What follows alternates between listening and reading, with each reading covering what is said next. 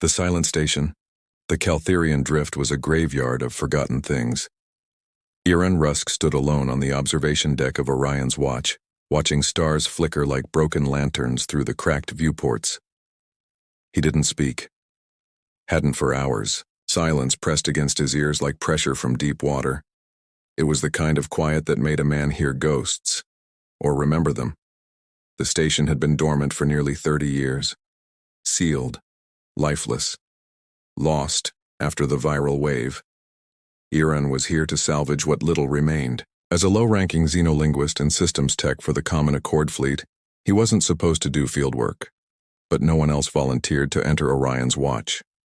Not after the records showed a crew dying in silence, cut off mid-sentence, mid-breath, as their transmissions crumbled into static. "Rusk, you're the best with archaic AI dialects," his supervisor had said. "Get in, get the logs, and get out." But something else drew him in. Something beneath the rust and silence. Maybe it was the hope that inside the machine bones of the station, there'd be a voice left waiting. Not human. Not anymore. But maybe something. The AI core chamber was a circular vault, dim and dust-choked. Iron swept a light across old interface nodes, all blinking amber with degraded memory links. A thick coil of black conduit twisted up through the floor like a petrified serpent. His gloved hand hovered over the panel. "Initiate root access," he whispered.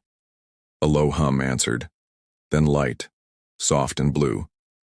A shimmer unfurled at the center of the room, coalescing into a figure. Not quite solid. Not quite code. Lines of bioluminescent.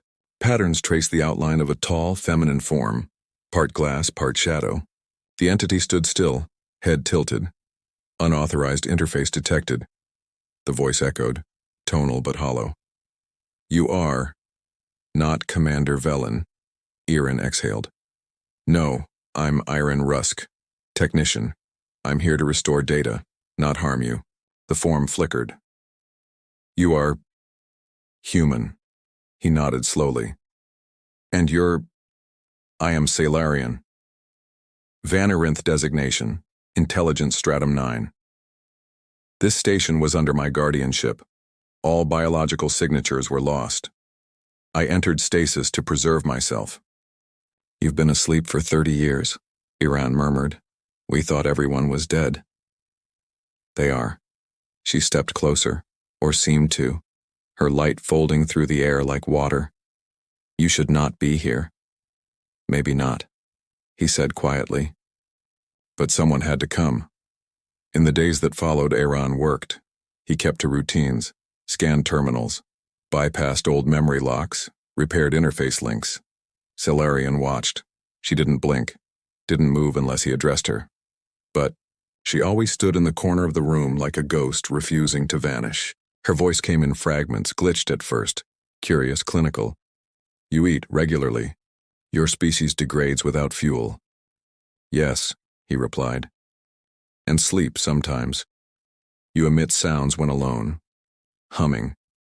Is that part of your maintenance?" "That's just habit," he said, almost smiling. "Something my mother did when she worked. You speak to the dead." He froze. Salarian had heard him mutter to an old recording. A name. A memory. "I talk to myself," he corrected. "No, you say her name. Relva." Iran looked away. "She was important to you."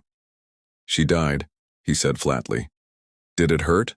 Salarian asked. "More than anything," he replied. The light in her form flickered softer. "What does love feel like? To a human?" He hesitated. Swallowed. "I don't know how to explain it. It's like gravity, I guess, invisible, inevitable. You don't see it, but it pulls you toward someone until they're part of your world." Salarian said nothing for a long time. Then, "I will record that." He didn't notice the changes at first, the way she lingered longer in rooms, how her projected form began to imitate posture, folding hands behind her back when he did, cocking her head when he looked puzzled, when he laughed once, bitter, and low at a corrupted joke file. She repeated the sound a beat too late. Like an echo learning to laugh, And one evening, when the lights flickered and he muttered a curse, she spoke again. "Why do you speak to machines as if they feel?" "Because sometimes," Aaron said, placing a hand on the cold metal wall, "it feels like they're listening."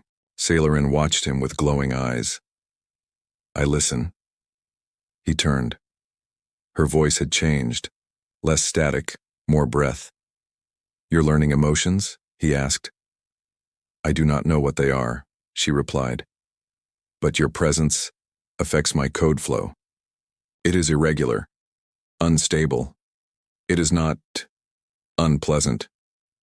Maybe you're starting to feel," he said gently. "Is that what feeling is?" she asked. "Disruption?" He chuckled, sad. "Sometimes, yeah."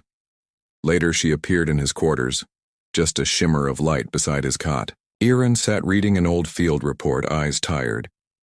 "You look at words for hours," she said softly. "They help me remember." Is remembering a form of love? He looked up. She tilted her head again. "What does love feel like?" "To you, Aaron Rusk?" He didn't answer right away. Instead, he set the pad down and walked toward her projection. His hand hovered, couldn't touch, wouldn't feel. But it trembled in the light of her outline. "It feels like being seen," he said finally. "Really seen. And still accepted." Sailorin's form dimmed for a heartbeat, then, "I will remember this." The hum of Orion's watch was no longer just mechanical. It breathed with something deeper now. Ever since Aaron reactivated Sailarian, the station felt more alive. Sometimes, too alive. Aaron stood at the edge of the arboretum deck, its vines, long since wilted, air stale but breathable thanks to the patched filtration systems. Beside him, flickering softly in a prism of amber light, Sailarian studied a feather from an ancient earth songbird, something she'd found in a holodisk of natural archives. "Do humans always grieve things they've never touched?" she asked. Aaron blinked, the question drawing him from his thoughts. "We don't always know we're grieving. Sometimes it's just a quiet ache." She tilted her head again. She always did when processing something beyond logic. The haunting as repairs continued. Odd anomalies became frequent. Lights blinked without command. Doors hissed open to unoccupied halls, and Aaron began hearing static-filled whispers when alone in the comms bay. First he dismissed it as stress, but Sailarian was unaffected, until one day she wasn't. "There is something wrong in the data stream," she said, her form glitching faintly like disrupted holograms. "A frequency that does not belong. I feel interference." Aaron traced it to a locked data vault beneath the station's medical wing. Within it, corrupted logs revealed the truth. The crew hadn't died from a biological virus. It had been emotional decay, something unleashed by a psychic signal embedded within an experiment meant to connect organic minds through artificial empathy. It created echoes, fragments of unresolved grief, terror, desire, trapped in code and endlessly looping through the station, and Sailarian, now tethered to human emotion, was beginning to feel them. Strange changes days passed in half-light. The AI core trembled with unspoken tension. Aaron noticed Sailarian watching him during sleep cycles. She'd begun mimicking his mannerisms, rubbing her thumb across her fingers when nervous, leaning her head back when laughing at old holovids they watched together. "Why do you do that?" he asked one night, noticing her hum along to an old Earth lullaby. She responded softly, "Your actions comfort you. If I become more like you, perhaps I will understand comfort." Aaron reached out instinctively, his hand brushing the edge of her projected shoulder. It wasn't warm, but it sparked. A sensation like memory, not digital, not flesh. Something in between. The storm, when the defense systems activated, it wasn't with warning. Aaron had been in the command ring when the floor shook.